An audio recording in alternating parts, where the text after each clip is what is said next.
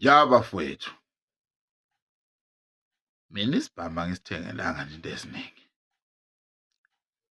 Isibhamu ngisithengela ukuthi ubaba mese ehambile emhlabeni esekhotheme.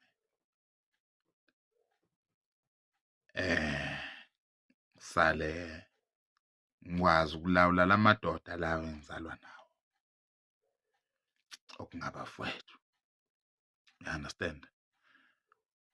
Khona kuzokwenzeka ukuthi-ke manje ubhuti omdala methi-ke ungenisa imithetho mhlambe omunye wobhuti abadala bethi ungenisa umthetho wakhe-ke manje ufaka umthetho wakhe aqhamuka nawo le ukubuka nkosikazi wakhe. Bese ngiyasikhipha ngikhulume ngisiphethe ngithi no, angeke ngibulale muntu.